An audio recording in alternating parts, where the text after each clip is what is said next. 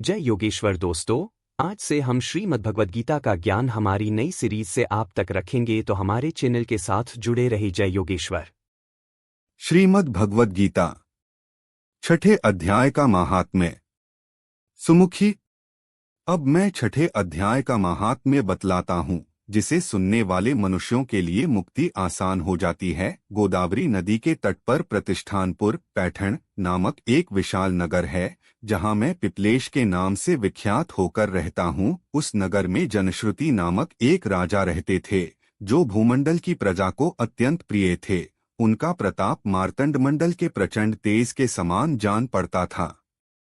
प्रतिदिन होने वाले उनके यज्ञ के धुएं से नंदनवन के कल्पवृक्ष इस प्रकार काले पड़ गए थे, मानो राजा की असाधारण दानशीलता देखकर वे लज्जित हो गए हों। उनके यज्ञ में प्राप्त पुरोडाश के रसास्वादन में सदा आसक्त होने के कारण देवता लोग कभी प्रतिष्ठानपुर को छोड़कर बाहर नहीं जाते थे। उनके दान के समय छोड़े हुए जल की धारा, प्रतापरूपी तेज और यज्ञ के धूमों से पुष्ट होकर मेघ ठीक समय पर वर्षा करते थे। उस राजा के शासनकाल में खेती में होने वाले 6 प्रकार के उपद्रवों के लिए कहीं थोड़ा भी स्थान नहीं मिलता था और अच्छी नीतियों का सर्वत्र प्रसार होता था। वे बावड़ी, कुएं और पोखरें खुदवाने के बहाने मानो प्रतिदिन पृथ्वी के भीतर की निधियों का अवलोकन करते थे। एक समय राजा के दान, तप, यज्ञ और प्रजापालन से संतुष्ट होकर स्वर्ग के देवता उन्हें वर देने के लिए आए। वे कमलनाल के समान उज्ज्वल हंसों का रूप धारण कर अपनी पख हिलाते हुए आकाश मार्ग से चलने लगे। उड़ते हुए वे सभी हंस परस्पर बातचीत भी करते जाते थे। उनमें से भद्राश्व आदि 2-3 हंस वेग से उड़कर आगे निकल गए। तब पीछे वाले हंसों ने आगे जाने वालों को संबोधित करके कहा है, अरे भाई भद्राश्व, तुम लोग वेग से चलकर आगे क्यों हो गए? यह मार्ग बड़ा दुर्गम है, इसमें हम सबको साथ मिलकर चलना चाहिए। क्या तुम्हें दिखाई नहीं देता, यह सामने ही पुण्यमूर्ति महाराज जानश्रुति का तेजपुंज अत्यंत स्पष्ट रूप से प्रकाशमान हो रहा है। उस तेज से भस्म होने की आशंका है, अतः सावधान होकर चलना चाहिए। पीछे वाले हंसों के ये वचन सुनकर आगे वाले हंस हंस पड़े और उच्च स्वर से उनकी बातों की अवहेलना करते हुए बोले हैं, अरे भाई, क्या इस राजा जानश्रुति का तेज ब्रह्मवादी महात्मा रैक्व के तेज से भी अधिक तीव्र है?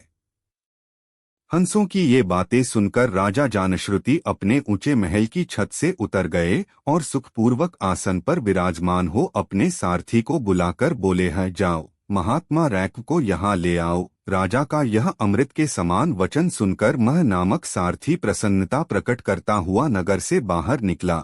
सबसे पहले उसने मुक्तिदायिनी काशीपुरी की यात्रा की, जहाँ जगत के स्वामी भगवान विश्वनाथ मनुष्यों को उपदेश दिया करते हैं। उसके बाद वह गया क्षेत्र में पहुंचा, जहाँ प्रफुल्ल नेत्रों वाले भगवान गदाधर संपूर्ण लोकों का उद्धार करने के लिए निवास करते हैं। तदंतर नाना तीर्थों में भ्रमण करता हुआ सारथी पाप नाशिनी मथुरापुरी में गया। यह भगवान श्री कृष्ण का आदि स्थान है, जो परम महान तथा मोक्ष प्रदान कराने वाला है। वेद और शास्त्रों में वह तीर्थ त्रिभुवंती भगवान गोविंद के अवतार स्थान के नाम से प्रसिद्ध है। नाना देवता और ब्रह्मर्षि उसका सेवन करते हैं। मथुरा नगर यमुना के किनारे शोभा पाता है। उसकी आकृति अर्धचंद्र के समान प्रतीत होती है। वह सब तीर्थों के निवास से परिपूर्ण है।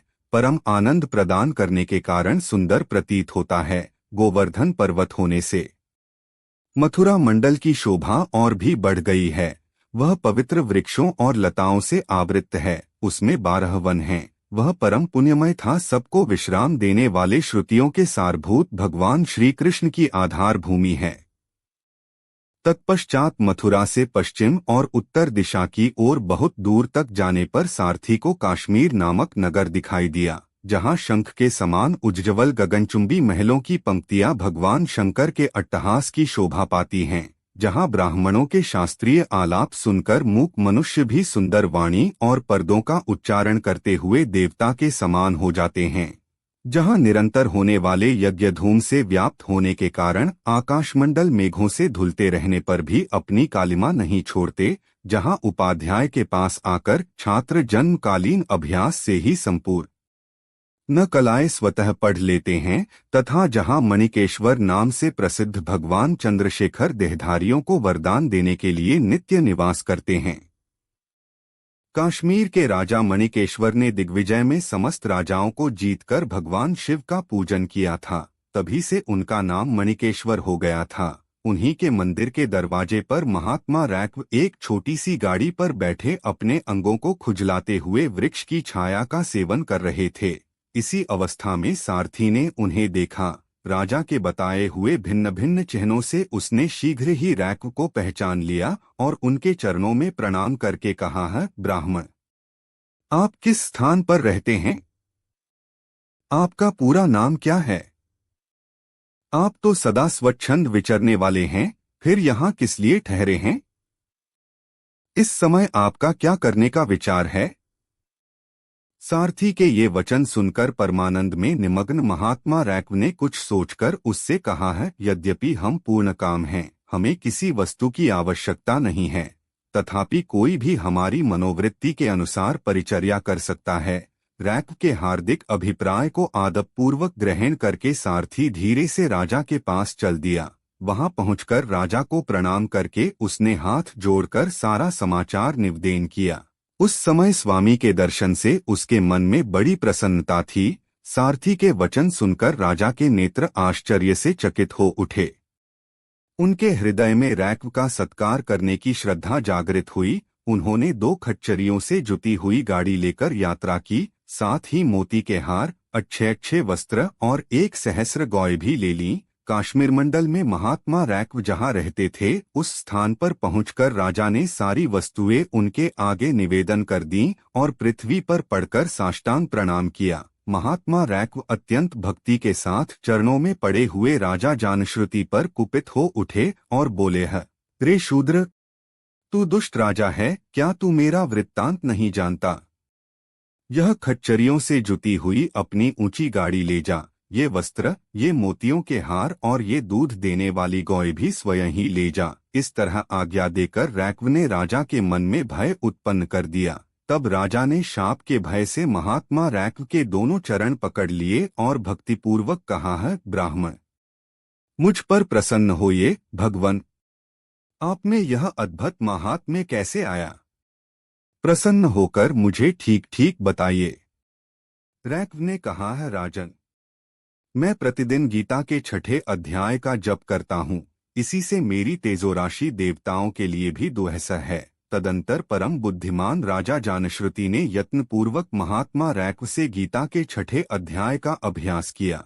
इससे उन्हें मोक्ष की प्राप्ति हुई। रैक्व पूर्ववत मोक्षदायक गीता के 6ठे अध्याय का जप जारी रखते हुए भगवान मणिकेश्वर के समीप आनंद मग्न हो रहने लगे। हंस का रूप धारण करके वरदान देने के लिए आए हुए देवता भी विस्मित होकर स्वेच्छानुसार चले गए। जो मनुष्य सदा इस एक ही अध्याय का जप करता है, वह भी भगवान विष्णु के स्वरूप को प्राप्त होता है, इसमें तनिक भी संदेह नहीं है। हरि तत्सत। जय योगेश्वर।